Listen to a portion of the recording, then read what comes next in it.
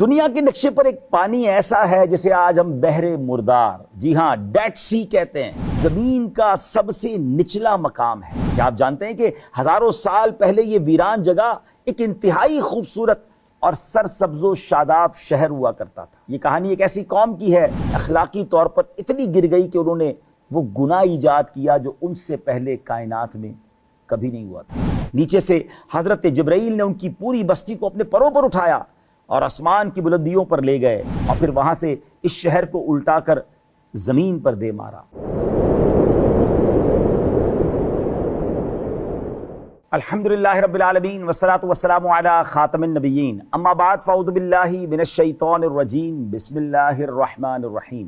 السلام علیکم ورحمۃ اللہ وبرکاتہ۔ ناظرین، پروگرام ہے بات ہے پچھلے زمانے کی۔ دنیا کے نقشے پر ایک پانی ایسا ہے جسے آج ہم بحر مردار، جی ہاں ڈیڈ سی کہتے ہیں، اور ہاں یہ زمین کا سب سے نچلا مقام ہے۔ کیا آپ جانتے ہیں کہ ہزاروں سال پہلے یہ ویران جگہ ایک انتہائی خوبصورت اور سرسبز و شاداب شہر ہوا کرتا تھا۔ یہ کہانی ایک ایسی قوم کی ہے جو ٹیکنالوجی اور زراعت میں تو بہت آگے تھی، لیکن اخلاقی طور پر اتنی گر گئی کہ انہوں نے وہ گناہ ایجاد کیا جو ان سے پہلے کائنات میں کبھی نہیں ہوا تھا۔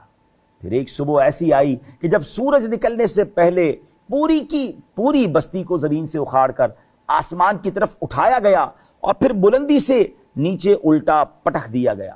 وہ کون سی نفسیاتی چال تھی جو شیطان نے ایک خوبصورت لڑکے کے روپ میں آ کر چلی، اور اس کی قوم کے وہ 33 جرائم کیا تھے جن کی وجہ سے ان پر پتھروں کی بارش ہوئی۔ آج کے اس پروگرام میں ہم اس عبرتناک داستان سے پردہ اٹھائیں گے۔ حضرت لوط علیہ السلام جس قوم کی طرف رسول بنا کر بھیجے گئے، وہ اپنے وقت کے بدترین گناہوں، بری عادات اور قابل نفرت افعال میں مبتلا تھی۔ یہاں ان کے اعمال و افعال کی اب ایک فہرست سماعت کیجیے۔ ناظرین، ان میں سے میں چند ان کے گناہ بتاتا ہوں، اتنی طویل فہرست ہے، چند بری عادتیں سنیے گا۔ کفر و شرک کرنا، اللہ کے نبی علیہ السلام یعنی حضرت لوط علیہ السلام کی تکذیب کرنا، ان کی باتوں کو جھٹلانا، واجب حقوق کی ادائیگی میں بخل کرنا، صدقہ نہ دینا، مسافروں کی حق تلفی کرنا، ان پر ظلم و ستم کرنا، ان سے بھتہ وصول کرنا، مسافروں کا مال لوٹ لینا، ان سے زبردستی بدفعلی کرنا، اللہ اکبر، چغل خوری کرنا، ناجائز لباس پہننا، گانے باجے کے آلات بجانا، شراب پینا، لوگوں کے سامنے برہنہ ہو جانا، مجلسوں میں فحش باتیں کرنا، یہ ان کے بہت سارے گناہوں میں سے چند گناہوں کی فہرست ہے۔ اے میرے پیارے اسلامی بھائیوں، اب ذرا غور کریں کہ اب جو ان کے گناہ ہم نے کچھ سنے، ہمارے معاشرے میں یہ برائیاں نہیں آتی جا رہی۔ اللہ اکبر، اللہ کرے کہ ہم بات سمجھ جائیں اور اللہ ہدایت نصیب فرمائے۔ قوم لوط میں ہم جنس پرستی کی ابتدا سے متعلق علماء تاریخ اور مفسرین نے لکھا ہے کہ اس قوم کی بستیاں بہت آباد اور نہایت سرسبز و شاداب تھیں۔ وہاں طرح طرح کے اناج اور پھل میوے بکثرت پیدا ہوتے تھے۔ اس خوشحالی کی وجہ سے اکثر دوسرے علاقے کے لوگ مہمان بن کر ان کی آبادیوں میں آیا کرتے اور یہاں کے باشندوں کو ان کی مہمان نوازی کا بوجھ اٹھانا پڑتا تھا۔ کچھ عرصے کے بعد یہاں کے لوگ مہمانوں کی آمد سے بہت ہی تنگ ہو گئے، لیکن انہیں روکنے اور بھگانے کی کوئی صورت نظر نہیں آ رہی تھی۔ اس ماحول میں ابلیس لعین ایک بوڑھے کی صورت میں نمودار ہوا اور ان لوگوں سے کہنے لگا، اگر تم مہمانوں کی آمد سے نجات چاہتے ہو تو یوں کرو کہ جب کوئی مہمان تمہاری بستی میں آئے تو زبردستی اس کے ساتھ بدفعلی کرو۔ چنانچہ سب سے پہلے ابلیس خود ایک خوبصورت لڑکے کی شکل میں مہمان بن کر اس بستی میں داخل ہوا اور ان لوگوں سے خوب بدفعلی کروائی۔ اللہ اکبر، اور اس طرح یہ فعل بد ان لوگوں نے شیطان سے سیکھا۔ پھر رفتہ رفتہ یہ لوگ اس برے کام کے اس قدر عادی بن گئے۔ حضرت لوط علیہ السلام اس قوم کے پاس رسول بن کر تشریف لائے۔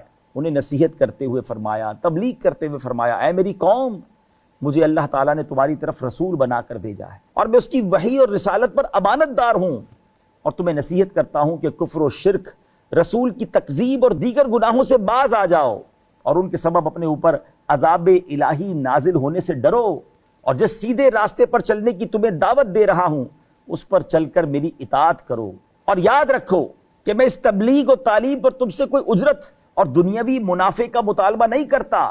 میرا اجر و ثواب تو صرف رب العالمین کے ذمہ کرم پر ہے۔ اس کے علاوہ آپ علیہ السلام نے ان لوگوں کی سب سے بری عادت پر تنبیہ کرتے ہوئے فرمایا کہ کیا مخلوق میں تم ہی اس حرام و خبیث کام کے لیے رہ گئے ہو کہ مردوں کے ساتھ بدفعلی کرو؟ تم اس برے عمل کی وجہ سے حد سے بڑھ چکے ہو۔ حضرت لوط علیہ السلام کی نصیحت کے جواب میں ان لوگوں نے کہا، اے لوط، اگر تم نصیحت کرنے اور اس فعل کو برا کہنے سے باز نہ آئے تو ضرور تمہیں اس شہر سے ہی نکال دیا جائے گا۔ ناظرین، کیسی قوم تھی! اللہ کے نبی انہیں بچا رہے تھے اور وہ الٹا انہیں ہی دھمکیاں دے رہے تھے۔ قوم کی بات سن کر حضرت لوط علیہ السلام نے فرمایا، میں تمہارے کام سے بیزار اور اس سے شدید نفرت کرنے والا ہوں۔ پھر آپ علیہ السلام نے اللہ کریم کی بارگاہ میں دعا کی، اے میرے رب عز و جل، مجھے اور میرے گھر والوں کو ان کے اعمال پر آنے والے عذاب سے محفوظ رکھ۔ ایک بار آپ علیہ السلام نے قوم سے فرمایا، بے شک تم بے حیائی کا وہ کام کرتے ہو جو تم سے پہلے دنیا بھر میں کسی نے نہیں کیا۔ کیا تم مردوں سے بدفعلی کرتے ہو اور راہگیروں کو قتل کر کے اور ان کے مال لوٹ کر لوگوں کا راستہ کاٹتے ہو اور اپنی مجلسوں میں برے کام اور بری باتیں کرنے کو آتے ہو؟ تم ان سے باز آ جاؤ ورنہ عذاب الہی تمہیں اپنی گرفت میں لے لے گا۔ اس کے جواب میں قوم نے مذاق اڑانے کے طور پر کہا، اگر تم اس بات میں سچے ہو کہ یہ افعال کبھی اور ایسا کرنے والے پر عذاب نازل ہوگا تو پھر اللہ کا عذاب ہم پر لے آؤ۔ حضرت لوط علیہ السلام نے جب دیکھا اور اس قوم کے راہ راست پر آنے کی کوئی امید نہ رہی تو اب آپ نے اللہ کی بارگاہ میں عرض کی، جو وہ عرض کی وہ قرآن میں موجود ہے۔ آئیے سنتے ہیں۔ قال رب انصرني على القوم المفسدين۔ لوط نے عرض کی، اے میرے رب، ان فسادی لوگوں کے مقابلے میں میری مدد فرما۔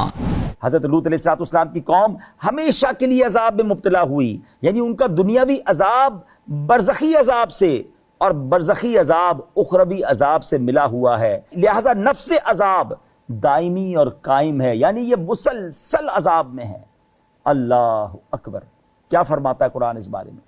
وَلَقَدْ أَنذَرَهُمْ بَطْشَتَنَا فَتَمَارَوْا بِالنُّذُرِ وَلَقَدْ رَاوَدُوهُ عَنْ ضَيْفِهِ فَطَمَسْنَا أَعْيُنَهُمْ فَذُوقُوا عَذَابِي وَنُذُرِ وَلَقَدْ صَبَّحَهُمْ بُكْرَةً عَذَابٌ مُسْتَقِرٌّ فَذُوقُوا عَذَابِي وَنُذُرِ۔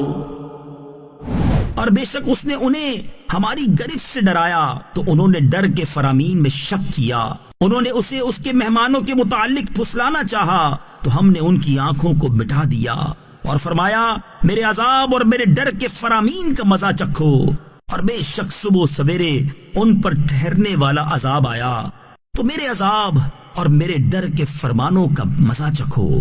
قوم لوط کی بستیوں کی تباہی اور بربادی کی واضح نشانیاں بعد میں آنے والے لوگوں کے لیے بطور عبرت باقی رکھی گئیں۔ حضرت عبداللہ بن عباس رضی اللہ تعالیٰ عنہما فرماتے ہیں، وہ روشن نشانی حضرت لوط علیہ السلام کی قوم کے ویران مکان ہیں، اور یہی قول زیادہ واضح ہے کیونکہ قرآن پاک میں ان بستیوں کے اہل عرب کے راستوں پر واقع ہونے کا ذکر کیا گیا ہے۔ قوم لوط کی بستیاں آج بھی اردن کے علاقے میں ایک عجیب و غریب پانی کی صورت میں موجود ہیں، جس میں کوئی جانور، مینڈک، مچھلی وغیرہ زندہ نہیں رہ سکتی، اسی لیے اسے بحر مردار کہا جاتا ہے، ڈیڈ سی کہا جاتا ہے۔ نیز ان آیات سے ایک بات یہ بھی معلوم ہوئی کہ ایمان اور دین، عقل اور فراست اللہ تعالیٰ کی بہت بڑی نعمت ہے، کیونکہ اس سے تقوی اور طہارت نصیب ہوتی ہے۔ بے عقل، غافل اور کافر ایسے واقعات کو اتفاقی یا آسمانی تاثیرات سے مانتا ہے۔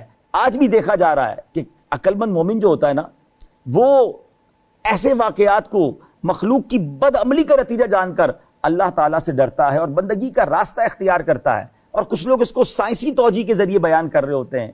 تو بہرحال ناظرین، یہ واقعہ ہم سب کے لیے ایک زبردست عبرت کا سامان ہے۔